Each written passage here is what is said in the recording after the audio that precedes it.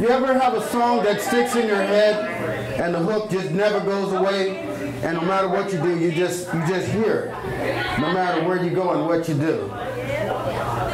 I wanna be a billionaire, so friggin' bad. You know? You ever feel like that? You ever feel like that? I'm telling you. They got 40 billionaires in the world that have committed to giving away half of their fortune before they die or after they die. They've committed to doing that. You think they decided to do that because they figured it's more of us than them that don't have the money, and they want to do something like that before we decide to like rob it and take it from them? I don't know, just a thought. Just a thought. Well, we have any Lindsay Lohan fans here in the house? Cool. All right, sorry. She's out on what, $350,000 bail, and you know, I always wondered, you know, if I was ever doing time and you know my bail was 350 grand, who would get me out? I mean, the only thing I think I could really expect from my friends would be maybe a Bible, some protection, and some KY jelly. That's about it. Anyway, yeah, so you heard Lindsay Lohan is out, and she is going to be, she's going to be marketing some new designer anklets. They're called Drink Now, Think Later.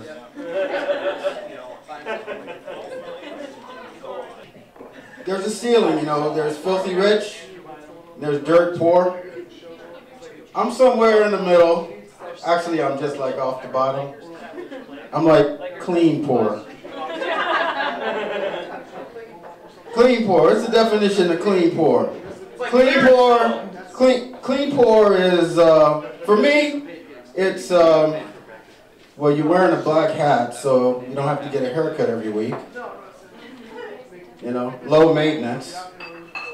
And clean poor is looking like $1 million and owing your creditors $1 million.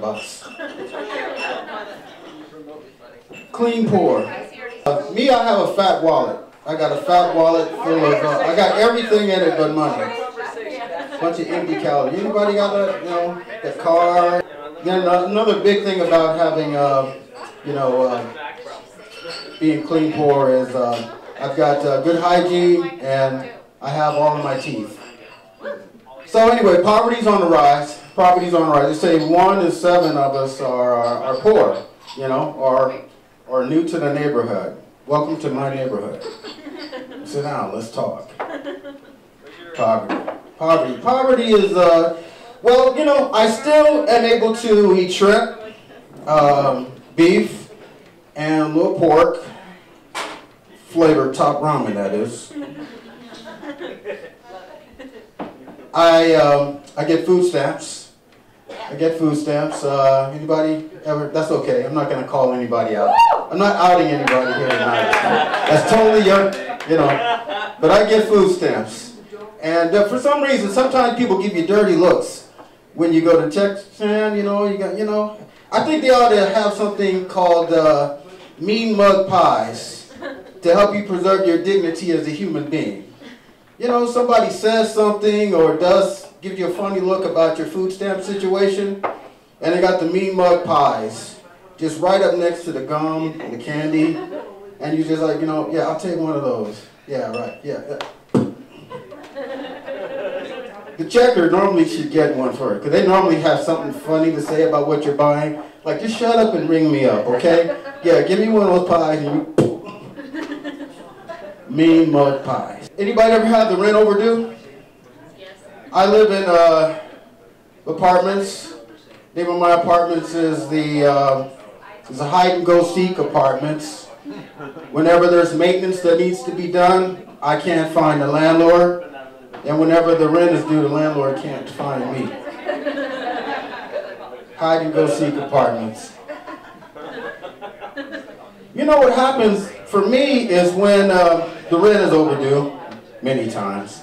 But when the rent is really, really overdue, and the manager lives on the premises, you know, and you don't have the money, your apartment becomes a fortress. They're walking around. My landlord's got heels. She's like, I'm looking out the blinds. I'm trying to keep the lights off, you know, like I'm not there. You know, she there? Can I go? You know, and yeah, you run into her in the store, something like that. Or you know, you get that knock on the door.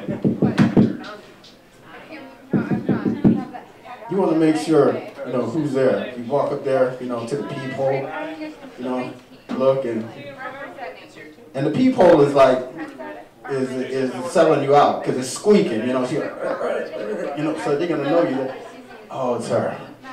I'm not opening up. No. You ever been served papers to go to court for a creditor that you owe money to? That's happened to me. It's only happened to me. Anyway, I had the sheriff, you know, come to my door and just give me papers because I had some bills due. You know, I looked out the peephole, you know, like, you know, look there, I saw the uniform, and okay, in my mind it's like, no, I'm not getting executed in my apartment. I am not opening up the door. I don't know about you all if you ever read the paper, but you know, the marriage between African American men and police is not a good marriage. A lot of blood, bullets, not pretty, not pretty. So I told her, I'm not going to open up the door. So what happens is the sheriff goes around the back. I had the patio door open. And so he comes out the patio and I go back there and he's there. He's there. I'm thinking, oh, you know, is David Little there? Is David there? I'm good. No, David doesn't live here. No, no. He said, well, here, we'll give him this. I take it, you know. You know what I should have done? What I should have said, I should have pleaded, I should have had like, I should have used my constitutional rights. You know, it's kind of like the Fifth Amendment. You know, when the officer had me back there, you know what I should have just said? Me no speak English. No English, no David. I'm David. I'm David Little. Thank you for listening. You want to be a billionaire so friggin' bad.